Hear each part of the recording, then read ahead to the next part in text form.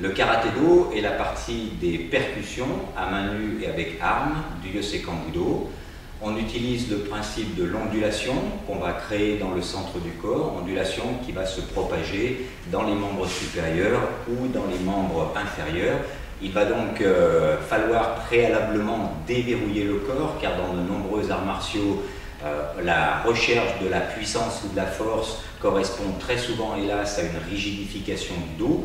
Donc on a toute une série d'exercices préparatoires qui vont permettre d'une part d'activer la colonne vertébrale, qui est très importante puisqu'elle permet la liaison entre les membres supérieurs et inférieurs, de bien activer et de déverrouiller les épaules. Donc avec ces mouvements, voilà, on va rechercher un grand mouvement ondulatoire.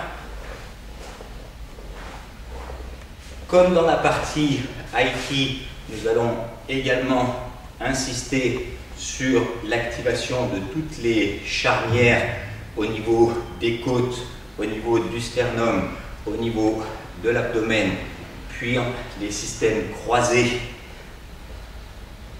ouverture puis fermeture de toutes ces charnières, hautes, moyennes, basses. Mouvement, si on reprend la première forme, qui va servir de base à toutes les techniques de percussion. Et dans ces mouvements d'ouverture et de fermeture, tous les mouvements qui vont servir aux parades intérieures et extérieures, basses, hautes.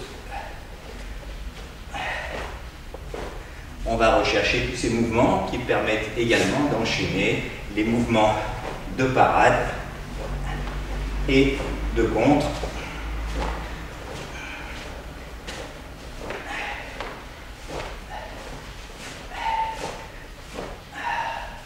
Le sac de frappe a également une importance importante dans le Yosekan. Nous l'utilisons assez régulièrement, de même que les PAO avec un partenaire. D'une part, pour bien ressentir l'utilisation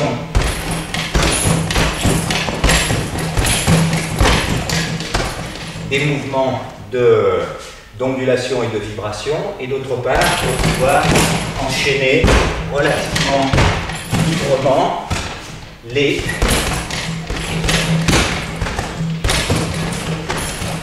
techniques de poing, de pied, de technique de pied, de poing, mais également de projection.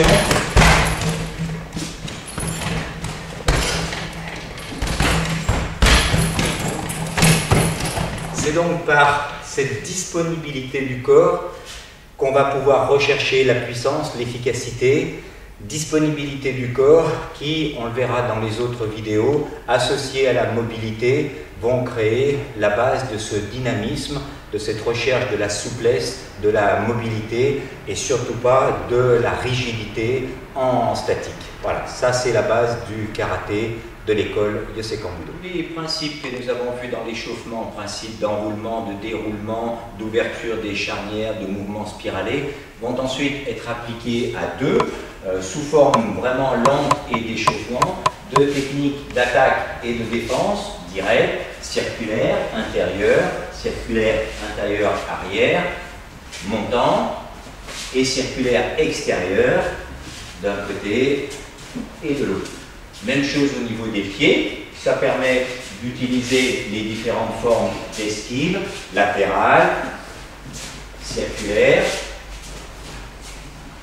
Même chose pour les techniques de Kelly, de pied, qui vont permettre de retrouver les différentes formes d'esquive sur les différentes formes de coup de pied, direct, circulaire, jambe avant, jambe arrière, et de pouvoir modifier la distance, ce qui va nous permettre après de rentrer des projections.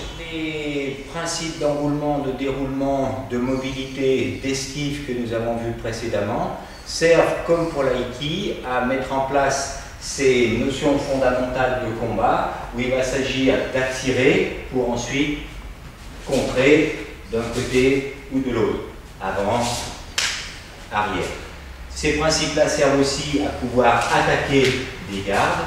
Deuxième grand principe, rentrer dans la distance pour pouvoir contrer. Toutes ces techniques vont pouvoir être utilisées à partir de clés. On retrouve ce que nous avons fait en Aïkido précédemment. Bien évidemment, toutes ces techniques de percussion vont servir de base pour pouvoir rentrer des projections, des clés, des immobilisations au sol. Ici, nous le démontrons.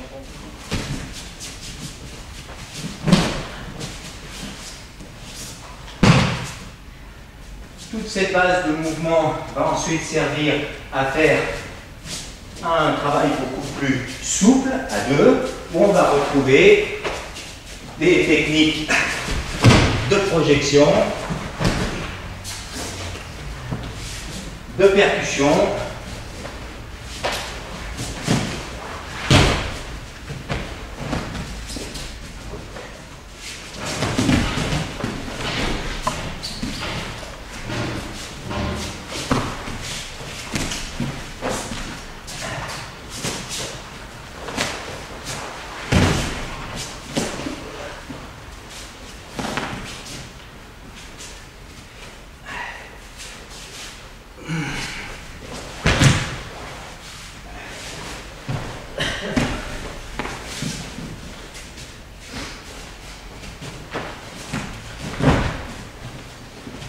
tous les principes, les dégagements que nous avons vus précédemment, puis le système de l'endolie souple, va être ensuite développé avec des protections, casque, gants et protège-tibia, protège-pied, qui servent non pas à augmenter l'intensité du combat, mais à pouvoir valider les techniques qui ont été vues précédemment, tout en respectant la règle fondamentale de sécurité.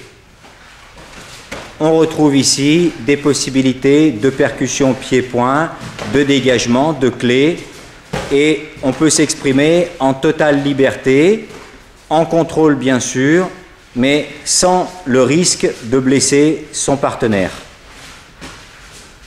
Donc les touches sont effectuées avec un léger contact.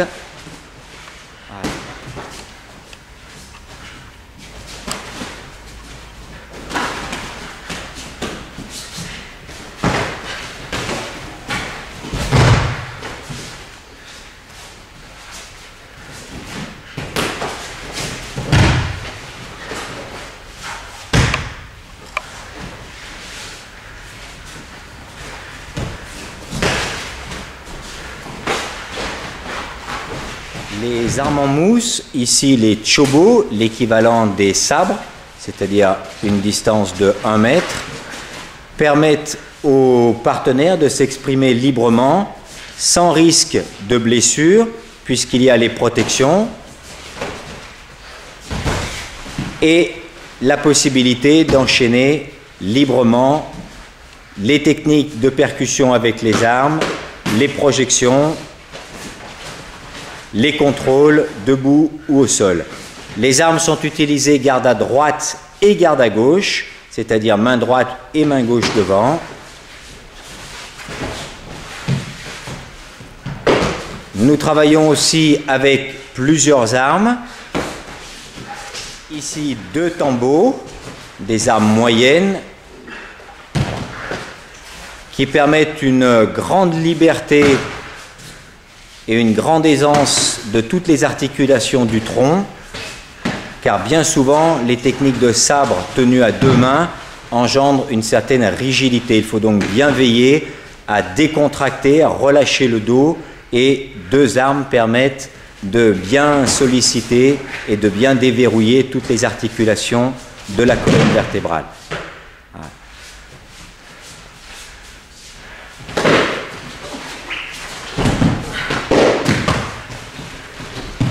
Voilà, on peut sans risque associer les différentes combinaisons de percussion, de projection et d'immobilisation. Yame.